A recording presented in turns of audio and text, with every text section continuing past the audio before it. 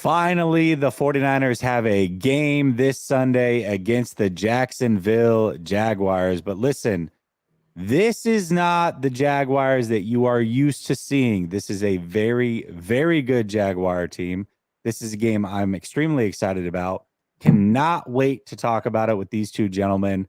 It is a behind enemy lines Jacksonville Jaguar style. We're going to talk about the game, the matchups, everything that goes into it, and we're going to do it all next.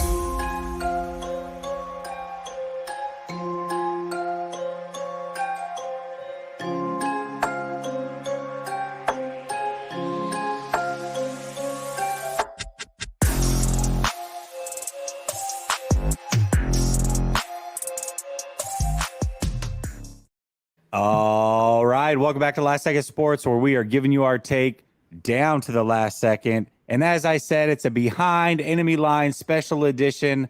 I got a crew of two, Dunn and Drew, with me. Fellas, how are you doing this evening?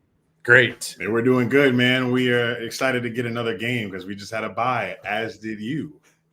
You know, it's one of those things that when the schedule came out, you started looking at all the travel that the 49ers have. And this is not unique to San Francisco. A lot of teams have crazy travel this year, but the 49ers play a ton of teams coming off of bye, including Jacksonville. Wow. We thought that, hey, maybe this would be the advantage for them, even off of a bye. Didn't you guys play a Thursday night game going into the bye, or am I tripping? Yeah. So we've had quite a. Well, no, sorry, we played the Steelers before our bye week. Yeah, but that was a Thursday night game, no? No, it was a Sunday. Was it a Sunday? Okay, all right. We had a Thursday night before that game. Okay, all right. That I was gonna say, even off the bye, we can't catch the damn break. We earned this bye though. The travel we've been doing: London 2 games, the short Colts at home, short week to Saints Thursday night, then the Pittsburgh. Yeah, we earned that bye. Yeah, we needed it bad, especially with all the injuries that we've been racking up as well.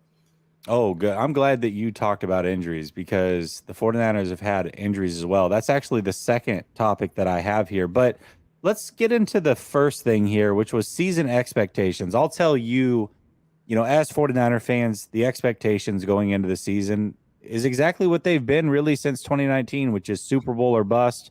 Especially now, guys, this season for the 49ers is so important because there's a lot of players that are on contracts that are big. Maybe they decide to move on from some of these guys. Some of these guys are aging. I feel like it's the utmost importance for the 49ers to try to win a Super Bowl this year specifically. So it was a Super Bowl or bust year. The Jacksonville Jaguars last year made a major run, had the hell of a comeback win against the Chargers in the playoffs. And here they are, the hottest team in the NFL. But going into the season, and maybe you guys had different expectations, but what were your expectations for this team when the season started? I think I may have said 11 wins. So we were definitely riding high off of that playoff run, and we were the hottest team, I guess, going into the playoffs last year, having won 7 in a row, maybe 8 in a row, maybe if you include the Chargers win. We were definitely expected. Now, a lot of people within our division, like the Titans fans, they were pushing back on us saying, you guys just crept into the playoffs. You snuck in. You had to beat Dobbs, our backup quarterback, in the last second to beat us, to kick us out of the playoffs. And I'm like, you can't just take that. We had strung together so many wins leading up to that. This is a different team than we were in the beginning of last season. And we were carrying over that momentum, complete culture change. And Trevor Lawrence is his team. So I think we're meeting our expectations. We're just winning games that I think we didn't necessarily pick us to win. We got to 6-2 in a way that we probably didn't expect to get to 6-2. Probably much like yourself. Yeah, pretty much. Yeah, I think I predicted us to be 13-4. And because we actually went through the whole schedule when it came out. We do that every year. And we were going through every game, and I confidently said 13-4. So to actually see that we're on that path to that record is kind of crazy to me because of who we've been in the past 2 decades. But my expectations were very high after that last season, especially coming into the second year with Doug Peterson's system, another year with Trevor. All the guys in the locker room very familiar with each other. So I thought it would be a very good year for us. And so far it has been. And now we have a bye week that just happened. And we have a second half of the season that's pretty tough compared to, the teams on the schedule are tough. I think first half of the year, it was the traveling and all of that was harder than the schedule. But the second half, we have a pretty tough schedule with a lot of AFC North teams. And that's looking like the best division in the NFL right now. So very happy where we're at, obviously. But I know a lot more to come. But so far, so good. I'm going to be curious to watch those AFC North games for y'all. I mean, you're right. The Ravens, the Browns are good. The Steelers have been pretty decent. The Bengals, that's going to be a fun battles to watch. Yeah, two of those are in prime time too. Yeah, which we don't get a lot. Primetime games at home. Yeah. I have to say this, and I said it earlier or late last week, but I low key was every person like has their team, right? And then usually I think if you're a fan of a team, you can't have two teams. You can have what you root for. But Jacksonville was like low key a team that I liked back in the day because of Mark Brunell. I was such a Steve Young fan that Mark Brunell was like the poor man Steve Young, although I feel awful even saying that because he was a hell of a quarterback himself. Yeah. But I loved watching Mark Brunell play. So I always rooted back then for the Jags a little bit because of Mark Brunell.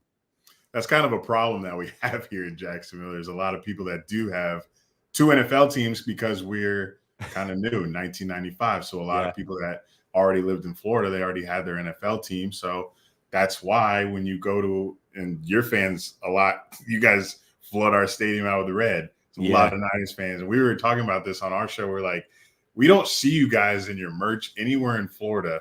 How do you guys just show up to all of these stadiums? You guys travel so well, but I never see anybody in a Niners hat, a Niners jersey. Like, where do you guys come from? That's what we want to know. We come from everywhere. It's not just Jacksonville. It is literally every stadium. Even the Cowboys playoff game, and we know Cowboys, like that's a big, like, they have a good home presence. We took over their stadium. I went to Pittsburgh week 1, and they couldn't believe how many 49er fans that came to that game. They're like, we've never ever been taken over like this. This is insane. And they were very nice. I mean, it was very respectable, but they were in shock at how many 49er fans were at that game. Is it an organized effort, or is it just there's so many that, that's just how many show up? There's definitely some organization to it. They always do they always have like activities or get-togethers for away games. So a lot of people there's like a takeover on Friday night that everybody goes to, that type of thing. But outside of that, no, I mean, it's just how many Niner fans you can get to show up. Really what made me realize it, I knew that the 49ers traveled well, but in 2019 when they beat the Saints and then they marched down like whatever the main street is in New Orleans. And, Bourbon Street. And like the next day, and we're marching down that thing with their flags. I was like, okay, this is different. This is a different deal. Wow. Yeah, we did that Thursday Night Football. It was a great experience. Yeah, I bet it was. Well, earlier, you guys were talking about health when this whole thing started. And the 49ers have been banged up as well. Deebo Samuel seems to be on his way back. Trent Williams also seems to be on his way back. Really, the 49ers overall have gotten healthy throughout the bye week. Is that the same story for the Jaguars? Who's going to be potentially missing this game? Who was hurt that's coming back? What is the health of the team looking like coming out of this bye week? So we've missed our number one corner and safe. So our two top defensive backs we've missed for the last couple of weeks, Andre Sisco and Tyson Campbell. Tyson Campbell, why does it sound weird? Tyson Campbell. So haven't called his name in a while. That's why. I think they're going to be clear because they could have probably played versus Pittsburgh, but they just want to be a little careful. So I think we'll get them back for this game. And Zay Jones, probably our number one red zone target, is still he might even go on IR. He's been a week to week with a knee injury since week 3. Week 4. Yeah, he played in the Bengals game and then re-injured his knee. So Bills game and then re-injured his knee. So we're going to be without him, and he's, to me, I think, like one of the most important factors on the offense. Very underrated guy, but he makes all the big plays that we need, down the field, and definitely spreads the offense out more. So he's been missed tremendously in the offense, and we've missed a lot of guys on the offensive line. Cooper Hodges hasn't played all year. He was one of our draft picks who was, the reporters here were saying he's having a really good camp. So people are looking forward to him on the line, but we're not going to have him. But we went out and got Ezra Cleveland. So we'll have some depth on the O-line there. And our defensive line is starting to come back as well. So that's why I was saying we needed this bye week, because we've had this gauntlet of a travel schedule, and now people are getting healthy and we have a second half to attack. We have been lucky though with who we haven't had. So we have basically right now, or the first half of the season, we've had one effective pass rusher, Josh Allen. Yeah. He hasn't gotten injured, thank goodness. Our number one player on offense, Travis Etienne, he's stayed healthy relatively, and Trevor Lawrence has stayed healthy. So our main players that we need to stay healthy all season have been healthy. So we've been lucky there. But you guys losing Debo, I'm sure that as we've seen the last few weeks has hurt. What about your injuries? Debo and Trent Williams being out was massive for the 49ers the last couple weeks. And even CMC was there, but he was banged up. So I think the bye week is coming at the perfect time for the 49ers as well. Defensively, one of our linebackers, Dre Greenlaw, he missed a game. Missed the Browns game, I believe. Then he came back, but he didn't seem right either. It's like he was out there, but maybe he shouldn't have been. So it seems like everybody coming out of the bye week is healthy. So I think the 49ers are going to be the healthiest they've been really since week 1, which is definitely much needed. Yeah. So the 49ers are ready to go. It sounds like for the most part, though, that Jacksonville also is ready to go. Maybe, a nicked up player here or there. Speaking of edge rushers, though, and this wasn't on the topics, but I did see the 49ers and the Jaguars actually called about Brian Burns. How great would that have been for you guys to go get him? That would have been crazy. I saw we also reached out for Chase Young. That would have been nice as well. We needed anything in the pass rush department, and I don't know why no one we reached out to worked, because I believe we also called about Daniil Hunter. Mm-hmm. I can't remember his name right now, but Josh Uche, with the Patriots. Patriots. Seeing that we reached out to all these teams, Trent Baalke, who you guys know well, we do, knows at least that we have pass rush concerns, but it does worry me that we weren't able to close on any of those guys. So we're rolling with the people that are coming back, getting healthy. We have a pass rusher who's comes in every now and then, maybe on pass rushing specific downs. Smoot was his first name. Dwayne. Yeah. Wow. Dwayne Smoot.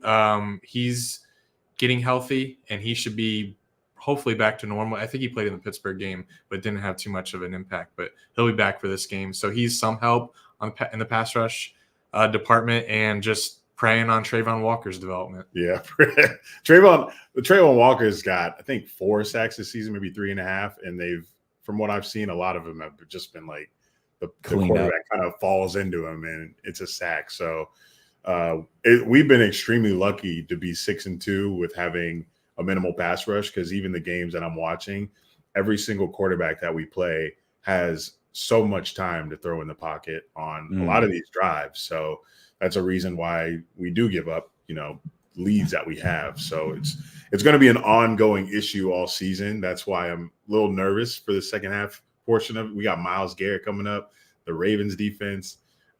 Nick Bosa and Chase Young, and I don't even know. You guys have so many pass rushers, I don't even know them all. Yeah, Javon Hargrave, Eric Armstead. Yeah, the line is stout. The line is stout, but tough. But the one counter to the 49ers, and the reason the 49ers haven't gotten home a lot this year, and the big reason for that is teams have figured out quick passing game, and that is something that Lawrence can definitely execute on. So that's basically what he did the whole Saints game when he was like, is he going to play because his knee was injured?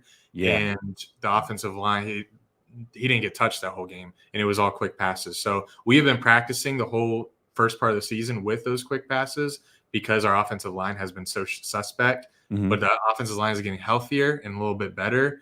And I think that he could use that definitely to the advantage. I was going to say back to our defense. It amazes me that with such we have maybe 12 sacks in the season.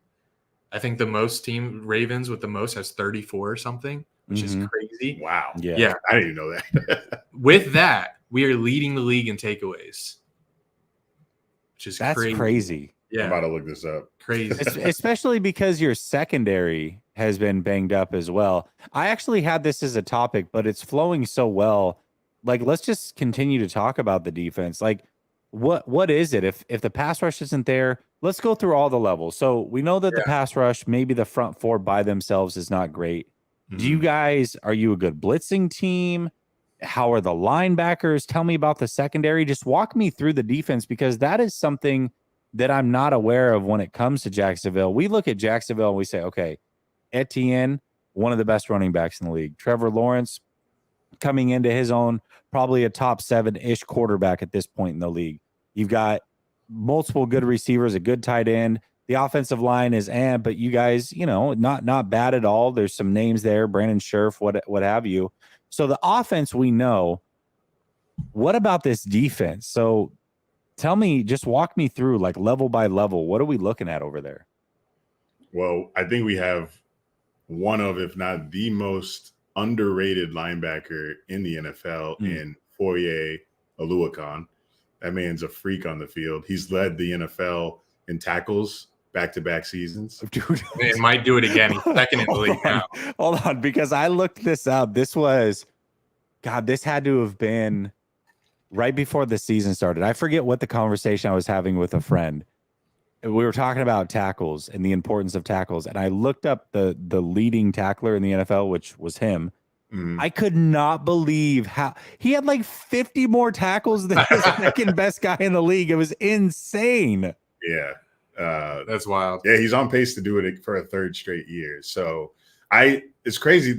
I say he's underrated, and it's true because I didn't even know him before we got him. We got him in free agency from the Falcons.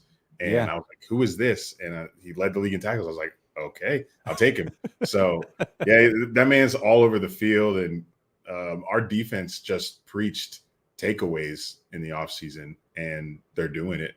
And Devin Lloyd has been pretty good this year as well. He's another one of our linebackers. Did you see that apparently our defensive coordinator texts the players at random times, even at 5 a.m. in the morning, think takeaways. Just Really? will randomly text the players. Culture different here. Yeah. Yeah, but Devin Lloyd too, that's our rookie that we took in the first round a couple of drafts ago. He's made a major improvement. So they're big reasons why the zone defense in the passing game works so well, but they're also great against the run. And the front is great against the run. This is one of the best run stopping teams that I've seen us have in a long time. And that just forces the other team to pass a lot. So, and we've actually had leads this season. So I think that's helped us have opportunities for takeaways.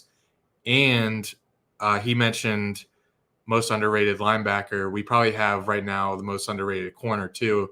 Well, maybe two of them. Darius Williams, who we took from the the Rams. He was their slot corner in their Super Bowl team. So we took him. He tried to play slot here. Then last season, we had to do this because of an injury, moved him to the outside, and he just improved so much. And now he may be Pro Football Focus's number one ranked corner right now. And his ball skills are crazy. He's the corner play. Tyson Campbell's supposed to be our number one corner, but right now Darius Williams is playing like it. They're both great corners on the outside. And then our safeties are just our ball hawks, and they got swagger. Yeah, I don't know if you saw us waving the terrible towels on the field after we got an interception. Yeah, our defense is playing with a lot of swagger right now. Huge highlight for me from Darius Williams is that London game where he ripped the ball out of Stephon Diggs' hand on that long, deep ball from Josh Allen. I remember. Yes. Yeah, him and Andre Sisco have 3 interceptions. Both have 3 interceptions on the year. So that's it's tied for third in the league right now. So got two guys leading the league in interceptions, or up there at least. So the pass rush may not be a major strength, but it sounds like everything else is. You got great tackling, good run defense. The line is good against the run, great run defense, good tackling, taking the ball away in the secondary. I know a lot of the names that you mentioned, I remember just a couple years coming out of the draft. So a young secondary, which I think athleticism in secondary especially is so crucial. And that's kind of what's given the 49ers offense a little bit of trouble the last few weeks. Not a lot of big names in the secondaries they've been playing outside of Cleveland, but young, up and coming athletic secondaries, which it sounds like that's exactly what Jacksonville brings to the table. So I think this matchup's going to be really, really fun and interesting. I think so too, because you guys lean on Christian McCaffrey a lot, and we've got that run defense that is really hard to run on us. So I'm looking forward to seeing if we can stop Christian McCaffrey's streak of touchdowns. Maybe he gets a passing one, but as long as it's not a rushing one, I'll be happy if we have a lead and he scores, but whatever. But if we can force Purdy to throw the ball, I think we'll be in good shape against you guys. Well, it's supposed to rain potentially too, which doesn't bode well for Brock Purdy. I looked at the forecast; it was like a 60% chance of rain or something like that. Really? We'll see. Wow, it's Florida. Oh, okay. I mean, you know how it is this time of year. It could rain at any time. But also it could be raining just outside the stadium and not rain in the stadium. So who knows? Yeah, right. Yeah, and funny, earlier in the week I saw 75 degrees as the high. Right now it's 69. That's beautiful. And look, cloud coverage, that's perfect tailgating. Perfect tailgating weather. We've only had 3 home games so far here, and 2 of them were like excruciatingly hot games. I don't even know that's a word, but it was unbearable. And we watched 2 L's in the heat. So we love when these fall games come along because like we get to wake up to colder weather. We get to tailgate with hoodies on. It's a much more enjoyable football Sunday when it's cool. It's so I know that Jacksonville seems to be the team that always goes to London. There's no risk anymore of losing the team, is there, or is that still conversation potentially? So Shad Khan's trying his best to make it not a conversation. They're trying to have their cake and eat it too. So they don't want it to be a conversation, but they also want to go to London at least once a year, at most once a year. Hopefully, they tried to go twice a year, but then COVID stopped them. They want to go to London once a year for the money. But they also want there not to be conversation about the team moving to London. And Shad Khan's making true on his word because they have proposed a new stadium for us, which will come by 2028 or whatever. I don't know if you saw the renderings, but it's pretty much the next stadium. You know, every stadium that comes out is like crazier than the next one or the last one. But this one pretty much looks like SoFi. So I think once that stadium gets approved and built here, I think people will stop talking because obviously so much money from Shad, the city, will be poured into the Jacksonville Jaguars stadium here. I just don't see why those talks would continue. But no, I would say no, there's not a chance of the team moving to London. No. Well, that's good. That's good. I don't think anybody wants to see an NFL team in London. No, I don't think anyone wants. I love the 9 a.m. games, but I don't think anyone cares that these games are being exported over to Europe. No, it's such a pain in the ass, man. I mean, the travel is out of control. It's between that, the Thursday games, the extra game, it's too much. Yeah. It's way too much. And you're seeing it. I mean, you're seeing these teams. I talked about the 49ers was complaining about their travel. Obviously, Jacksonville had their own, but we just had a game in Germany this last week. I mean, how much travel, and we're not seeing a better product because of it. We're seeing more injuries, and it's just too much. It's way too like much. the Chiefs Dolphins game should have been 42-40, and it was 21-0 at halftime. Like exactly. So these players don't even want to travel over there. Yeah, can you imagine convincing a player to sign for a London team if there was a London team over there in free agency? Not a chance. Not a chance. You'd have to pay so much more. Traveling back to the United States 8 times a year, no, it's just not going to work. Frank Tom Ocean says these shows are fire. I think everyone go 49ers. Appreciate you, Frank Tom Ocean. Official B&A Music says the 49ers are all elite. Wrestling fan? Yeah, probably. An Yeah. AEW shout out. He always throws a bunch of random stuff out there. Corey Hyde says, "Do you think Kyle and John being extended earlier in the season made them more hesitant to dish out early round picks for a cornerback at the trade deadline? They know they will be around to use those picks." Well, I don't mind that they didn't. I mean, at some point, you can't just get rid of every pick you have. Yes, they should go all in to win this year, but there is a fine line in mortgaging the future as well. There's a lot of good players that aren't going to be here in 2 years, in my opinion. And because of that, they have to, I mean, they have to restock the cupboard somehow. And you got to do that through the draft. Ooh, that's a fun one. Gammon says, pick one player from the opposite offense and defense to add to your team and why. Bonus question: do you wear fake Shad Khan mustaches on game days? No. He said no. Not anymore. When he bought the team, there were a lot of those. But we're used to it by now. All right. One on offense, one on deep. Well, offense, I mean, this is obvious. I'm taking Trevor Lawrence. Like Trevor Lawrence is we don't know for sure what we have in Purdy. We know that Trevor Lawrence is on his way to being a star quarterback. So I would take Trevor Lawrence on the offense and defense. Whoever your top corner is, whoever you say that is, I'm going to believe you, and I'm going to take that guy. Oh, I was going to ask, speaking of secondary, how's Tashawn Gibson doing? I'm amazed to see that he's playing on one of the best defenses in the league still, because he was on our Saxonville team back in 2017. Yep. Like, do you guys complain about him at all? Is he doing good? No, man. I mean, last year he had a ton of picks. He was a ball hawk, arguably his best year since his Pro Bowl year with the Bears. Still a good player, but right now, I mean, the secondary overall is struggling a little bit. The defense is actually, believe it or not, the defense for the amount of good players that are on this team, a new defensive coordinator, they just haven't fully put it all together yet. So I think the bye week's going to be interesting. Can they finally click? Can they put it all together? He hasn't been bad by any means, but he hasn't been the ball hawk this year that he was last year. But the defense as a whole just hasn't been forcing the turnovers at the rate that they did last year either. That's good news. Yeah, it is good news for you. Yes, it is. It is. We'll see what Chase Young answer brings. his question. Yeah, I was thinking about it for a little bit. For offense, I'm probably taking Trent Williams. Smart. Okay, I like it. I'm pretty satisfied with our receiving core. I'm satisfied with ETN. I bet a lot of people would say Christian McCaffrey, but I'm fine keeping ETN. Yeah, kind of the same player, receiving back, can run all over the field, gets 20 plus carries a game. I'm good with him. We need some offensive line help though. And then on defense, I'd probably take Chase Young back from you. Chase Young, Bosa, any of them you would take, I'm sure. Yeah, just pick one blindly. I was thinking like Fred Warner, he's just so good. But if I'm trying to max out our defense right now, I think the missing piece would be Nick Bosa.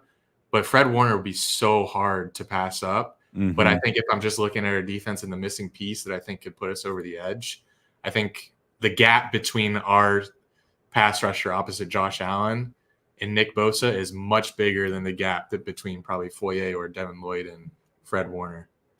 They came out in the same draft, didn't they? Allen and Bosa. I know that there was some people here that it was like the Quinnen Williams, Allen, Bosa. Who should the 49ers take? Most people, I think, with their heads screwed on straight, thought Bosa. Bosa went for, he went. There was conversation. There was conversation. Yeah. Randall says, thanks again, Jesse, for doing the shows. They're by far my favorite to catch. Thanks to the Jags content creators. We appreciate the insight you provide. Absolutely, Randall. And yes, thank you guys very, very much for joining us. These shows are fantastic. Every week, I love learning about other teams. Tinker says, I'm good with the entire team. All right. He says he doesn't want any. He doesn't want anyone. He doesn't want anybody. He doesn't care. All right. Now, you guys didn't get Chase Young at the deadline, but you did make a sneaky little deal and brought in Ezra Cleveland. Now, I understand it that Walker Little is still going to continue to start. Ezra, who did start all year for the Vikings, has been like a 4-year starter for them. is going to be a depth piece. Is that the way that you understand it as well? And Yeah. is Walker Little, is it because he's younger? Is it because he's better? Like what's the thought process there, you think? Oh man, it's a lot of politics when it comes to our offensive line. Mm-hmm. Walker Little was the best offensive lineman on the team the first 4 weeks, playing left tackle in place of Cam Robinson, who was suspended. Yep. But Cam Robinson coming back, they're not going to ask him to play left guard because they already paid him. Then they paid him tackle money, so they can't say, "Hey, man, we're going to need you to be the swing tackle or whatever, or play left guard." He just wanted that's too awkward of a demotion. So that's why Walker Little got moved to left guard, but he's not as good at left guard as he is tackle. But they couldn't put him at right tackle because we just drafted a rookie, Anton Harrison, who is learning the ropes, and he's got to get reps and experience. So Walker Little, probably, I don't know. Cam Robinson brings a different kind of fire. Yeah. So I'm glad he's on the team, and I'm glad he's starting, obviously. But I think when they want to get all their best linemen out there, it's Cam Robinson at left tackle and Walker Little at left guard. And just take the bumps and bruises with Walker Little playing guard instead of tackle. But I think that gets our best offensive lineman on the field. And Ezra, that makes me feel so good that he's a depth piece now in case anyone. Yeah, and he can also play tackle. Because Walker Little has been injured this season already. So, I mean, they missed out on a pass rush. So I guess offensive lineman's the next best thing that we could have did there. But I was excited we did something because I thought we were just going to be sitting on our hands and come out with nothing. But I'll take a depth piece on the offensive line for sure. Just protect our guy, Trevor. It sounds like Walker Little and Ezra Cleveland can play tackle. So really there's a lot of shuffling they can do. If there's an injury at any of the positions, they can move things around and really put together still an offensive line that can protect your biggest asset, which is Trevor Lawrence. So that's actually a really, really good move because, again, you brought in a starting guard in this league, a decent one in Ezra Cleveland, and now he's just sitting there waiting for an injury to happen, essentially. Right. Yeah, I'm very comfortable now with our offensive line. Beginning of the season, I was not at all. But Trent Baalke can't fool us just because he did one move. We still know we need a pass rush. Regardless of us having 13 sacks or whatever, he's probably comfortable with that. I know he made some calls to get a pass rusher and it didn't work out, but it's going to be an issue. It's going to be an issue in January.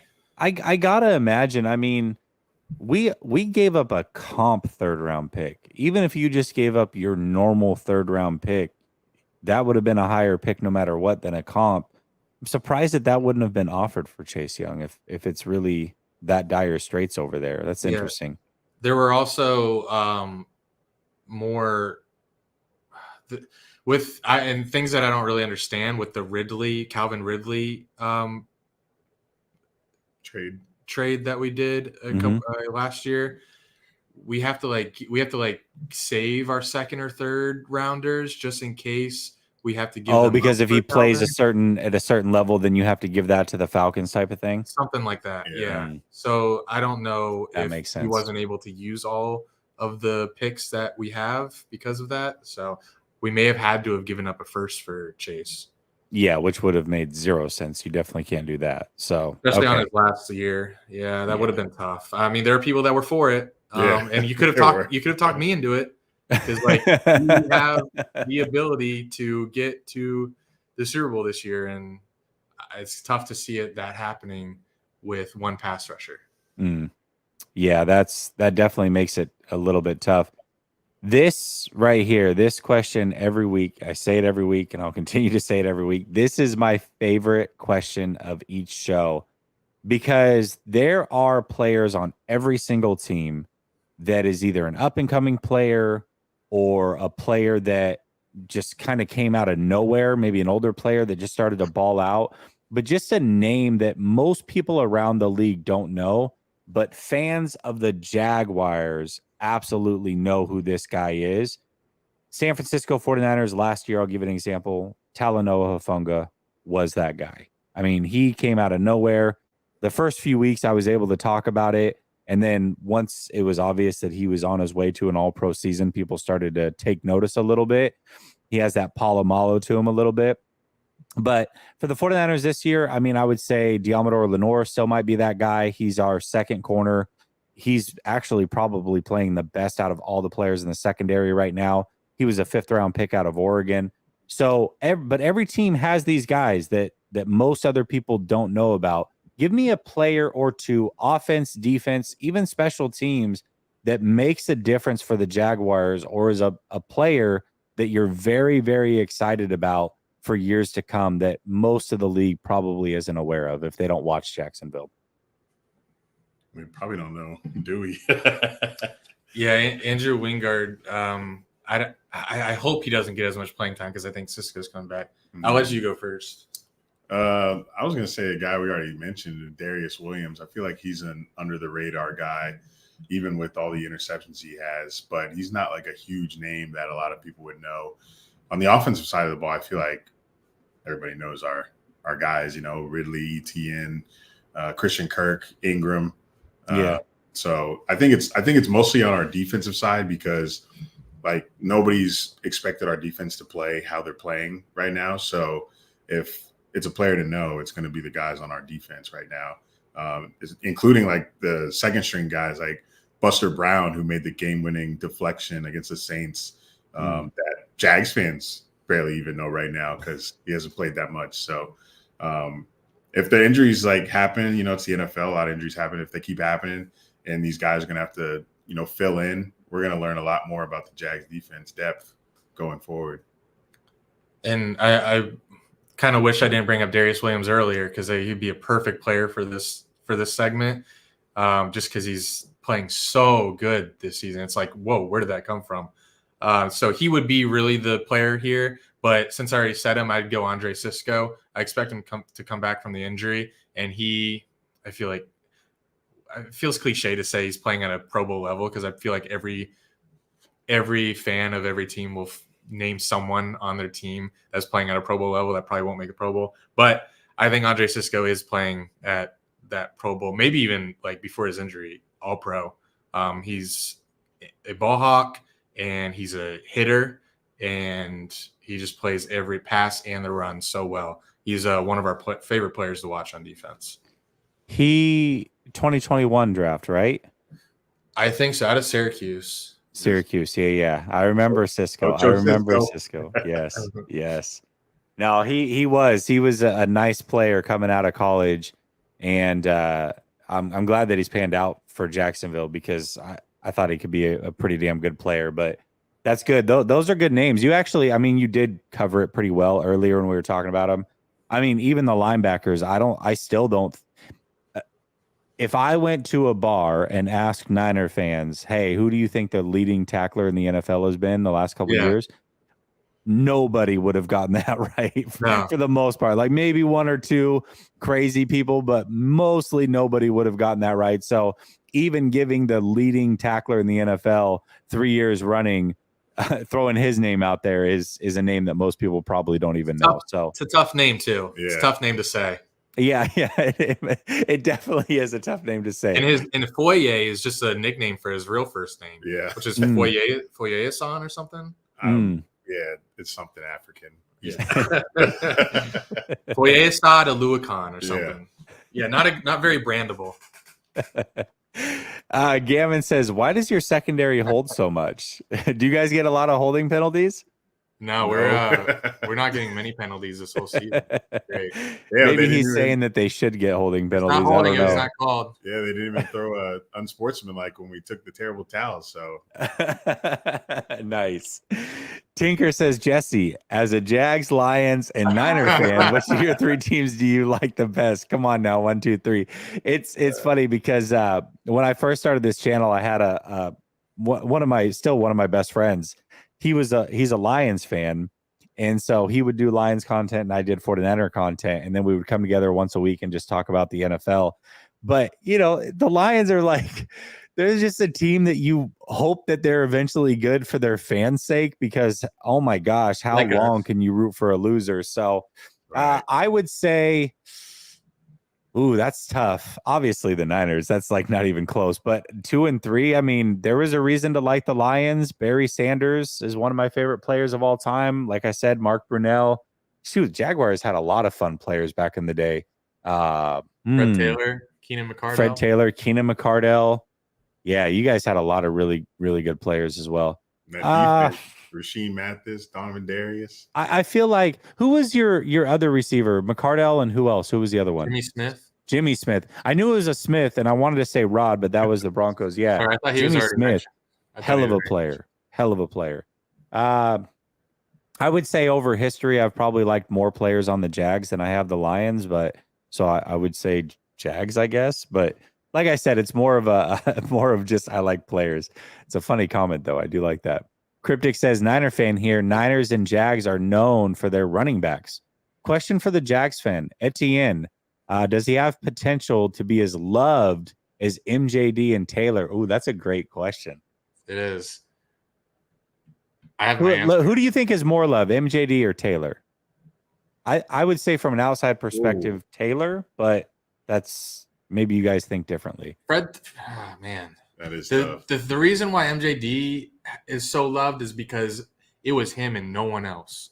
He only carried the team though for by himself 09, 10, 11, 12.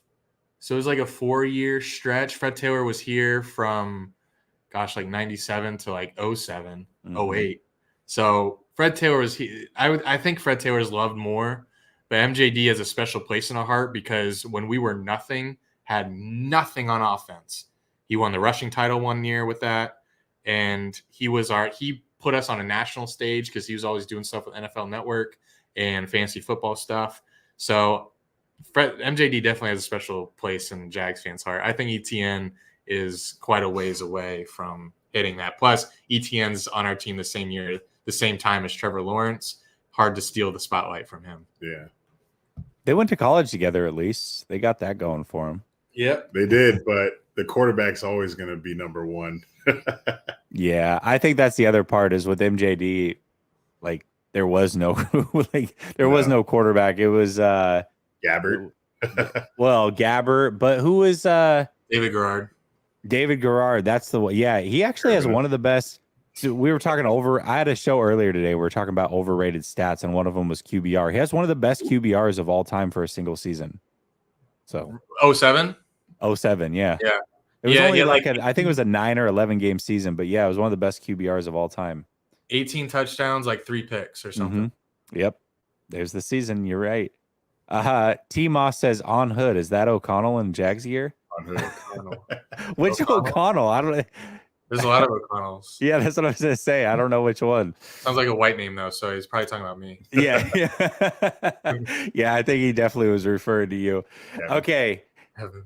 Give me one thing that must happen for the Jacksonville Jaguars to win this game on Sunday. And I'll start from the 49ers side of things.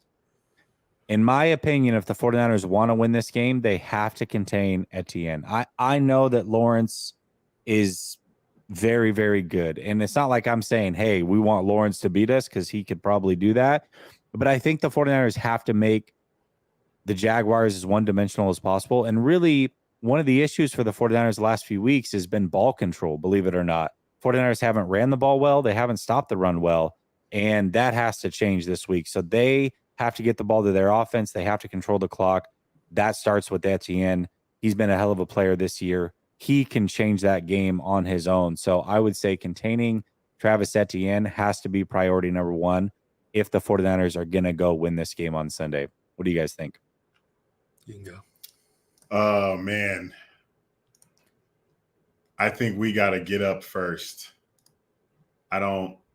With a defense, if you saying all your players are coming back for this game and healthy, I don't see, I shouldn't say this because Trevor's come back before, but that defense is just so stout and they're coming off the 3-game losing streak. I know they're going to be hungry to win a game. So I think the Jags are going to have to come out here and start fast because they've been doing that. They've been doing that well this year. They've been coming out here and getting good leads, but they've been giving them up.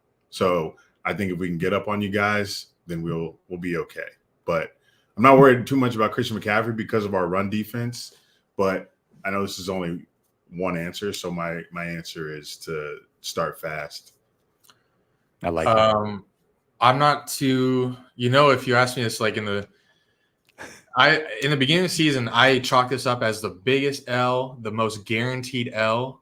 But obviously, seeing y'all's struggles the last 3 weeks and how our defense has played, like in the beginning of the season, I thought this was a complete mismatch for our defense. But now I can see how the defense could keep us in this game. So my concern mainly is on the offense, and I'll say basically what has troubled us a lot of the season is us converting in the red zone, or at least when we cross the 50. We can't have mistakes that take points off the board, like drive stalling before we get in field goal range or turnovers in the red zone. So I think once we cross the 50, what is our efficiency there? I think that is something that we have to do. We have to be efficient and keep drives going after we cross the 50. If you look at what we did versus Steelers, we had like one play that we got sacked, knocked us out of field goal range, had to punt. Another play where Trevor threw an interception, terrible interception in the end zone when we were inside the red zone. On 1st and goal. Yeah. Oh, and that's then the worst. Another time where we fumbled on a cute little trick shovel pass play when we're inside the red zone. So that's 14, possibly like 14 to 17 points that we missed out on. Cannot happen versus this team. So that's what I'll go with. Yeah, I think that's a good one. I know that earlier in the season, it seems like it's cleaned up a little bit, but I felt like going back and watching some of the Jags games, there was a ton of drops by the receivers. I mean, Lawrence would put it on the money. Even in the end zone, there would be drops in the end zone. Ridley, Kirk, everybody, they were just dropping passes out of nowhere, dimes, wide open, and drop. So I don't know if that was like an early season issue. Yeah, there you go. That one too. But there was a span where there wasn't a lot of touchdowns being thrown by Lawrence. And I think people who weren't watching the games were like, oh, he's not having that good of a season. It's like, well, he's actually been really on the money, but the drops have been out of control. Like, what is he supposed to do? Catch the ball too? So I felt like that was an issue as well. Do you feel like that's been cleaned up, or am I blowing that out of proportion? I just feel like there was a ton of drops coming from y'all early in the season. It's been better recently, but in the beginning of the season, yeah, it was pretty bad. And I said Chiefs game because that was the worst one. Calvin Ridley had uncharacteristic drops, which made you like, what is going on? He wants to be our number one receiver, and he's dropping these balls versus the Chiefs. But yeah, since he got into the league, it feels like Trevor has. I think that it is a real stat, leads the league in receivers dropping balls. So yes, that is not just a perception; it is definitely reality. Maybe he's so accurate that the receivers are in shock because they haven't played with anybody this well. There you go. Yeah. The worst place to be hit with the ball is directly in your freaking hands. Totally get it. Golly, man. Tinker says to win, the Jags must score. He has the 49ers winning 17-0. If the 49ers shut out the Jags after all the talk of the defense being down this year, that would be an incredible thing. That is not going to happen. I do not see that happening. Although I do think, obviously there's a path to victory. Speaking of a path to victory, let's just get down to it. Let's get down to the score prediction. This one's interesting to me because the 49ers are favored in this game, and I don't think that they should be. I think they're 2.5-point favorites. Both teams coming off of a bye. 49ers have 3 straight losses. Jacksonville's the hottest team in the league. And then traveling from west to east coast, I think that this game might be more important for the 49ers, but I don't think that they should be favorites at all. I actually think that that's a little bit disrespectful to what the Jacksonville Jaguars have been, and kind of playing on the talent in San Francisco. You can have all the talent in the world, but if you're not putting it together, it doesn't really matter. In the last 3 weeks, the 49ers have put losing football on film, and I think Jacksonville having 2 weeks to prepare for that definitely has the recipe to go win this game. So I think Jacksonville should be favored. That being said, I am not picking the Jacksonville Jaguars to win this game. I think it's going to be very close. I could see the Jaguars definitely winning. Much different game than when I was there last time where it was all 49ers. I think this game's tight. I'm going to go 27-24 San Francisco 49ers. What is your guys' score prediction? You got a Jake Moody game-winning field goal? Listen. If it comes down to Jake Moody to win this game, I don't feel great about it. Okay, I don't feel. How's your kicker? Can we ask about your kicker? Is he good?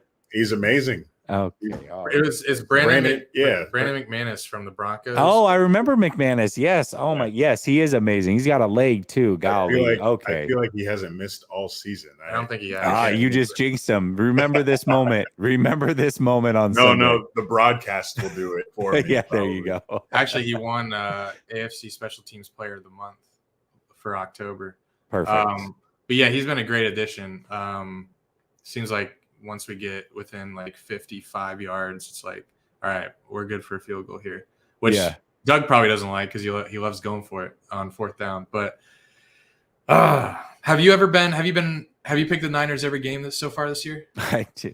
I've been a homer like crazy in the last. Fair. You have a great team, so yeah. Here's the thing. Okay. So when they were winning, once they beat Dallas, I said I cannot pick against the 49ers until they lose, and then they lost to the Browns, and it was like, okay, like you could kind of see that coming, but there was no way I wasn't gonna pick them to lose against Minnesota. And honestly, I will say this: my heart picked the 49ers last week. My head said that the Bengals were going to win that game. I felt like the Bengals coming off of a bye, that was the one game where I'm like, I really should have picked against the 49ers if I was going to do it.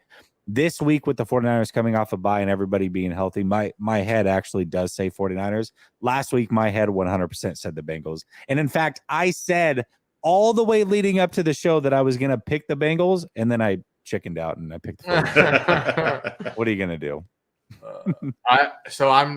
I'm normally not a homer, but I have to be just because it just want to be right. Coming 5 straight wins, the team has earned my respect and has earned my fandom. It is fair to pick them. Yes, go ahead. I just can't. I can't do that to him. So I will pick probably a very similar score to yours. But I'm hoping I think we have to cross that 30 threshold to win. So I'd say something like 30 to 28, which would just make my heart leap out of my chest if that's the case. So yeah, I'll do like a high scoring affair. I like it. I like it. I'm scared that if this is a game where Purdy has time to throw to your weapons, that it could be ugly. And we're going to have to match your scores, and playing from behind, that could come with a lot of mistakes. That being said, I'm also not going to pick against the hot 5-winning game-winning streak Jags, but I don't think anybody's going to be blown out here. I think these are 2 very good teams right now in the NFL. And Vegas spread, they know what they're doing out there. So I'm going to go 28-27 Jags. God, that's even worse. Oh, I like it. We've all got a close game. So if that means a blowout's going to happen one way or the other. Yeah, we're definitely getting this wrong. That's almost a guarantee. Or maybe 10-7. Yeah. There you go. 10-7. Exactly. Yeah, I think this is going to be a fun game. I think for the 49ers, this is. If the 49ers want any chance at the number 1 seed, they have to win this game. They cannot. That's how we feel too. Yeah. Yeah. So that's what's really on the line. I think the 49ers, if one team is more quote unquote desperate, it would be the 49ers coming off of 3 losses. But really, the number 1 seed is on the line, and both these teams are fighting for it in their conference. So this is important for both these teams. I think we're going to get a really good game here. You guys are going to go to the game, correct? Yes, we'll be there. Have a hell of a time. If I wasn't going to Levi Stadium the following week, I definitely would have been there. I think I enjoyed my last trip to Jacksonville. Fans there were great. Everybody was super nice. Wow. I enjoyed it. It might be. We're You said you're some good people then, because I feel like we're probably one of the meanest fan bases. I think it's changed. I think it changed a lot this year, just because Confidence, you think, like the team's good, so like the fans that are like rowdy are showing up again type thing. Yeah. But I do still think that you'll have at least 20,000. God, that seems like so much. Yeah, I know. 20,000 fans. Good Lord. I think maybe 15, maybe like 15,000. But I just have memories from last time when you guys were there. It was nearly half the stadium.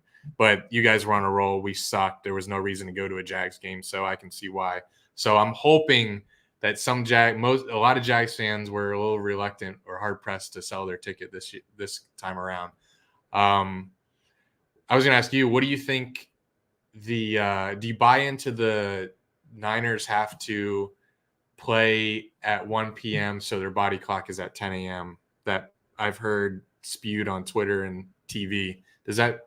I don't think it matters, but I think the travel from west to east matters more. But I do too. I would say here's actually what I said earlier on my show this morning, which was if this game was being played without a bye week, I would have picked Jacksonville.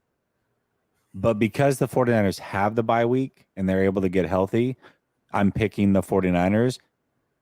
The bye week is crucial in all of this. If this was a west to east without a bye week in a 10 a.m. body clock game, I definitely would have picked Jacksonville. So I actually do buy into that when there's no rest in between. But the rest this way is I mean, they're going to be totally fine. I'm not too worried about it.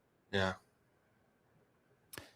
Tinker says, I have the magazine from Back to the Future, and it's 17-0 49ers, and then the Seahawks. Shh. All right. If it's 17-0, Tinker, then I don't know what I'll do, but I definitely owe you something. I'll figure something out. Hey, we owe you something too. Yeah, that would be incredible. Guys, thank you so much for joining me. I want to give a shout out to Dunn and Drew. The link to their channel is in the description. You guys know exactly what to do. Go subscribe to their channel, show them love, even if it means the 49ers win and you go in the chat afterwards and talk a little trash. We love that. I'm sure they will take any sub that they can get, any view that they can get. These guys do really good content, and it's unique. Not like most other people. They've got the duo. They're in the same room, which is kind of cool as well. I don't know how you guys make that happen all the time, but it's a nice little setup there. They do a very, very good job on their channel. So make sure that you go check them out. Show them love. They just gave us almost an hour of their time. The least you can do is go show them a sub. Link is in the description of the channel. Done, Drew. Thank you guys so much. Thank you. Everybody in the chat, I'll be back tomorrow. We'll see you then. Peace. See you, Tinker. Peace.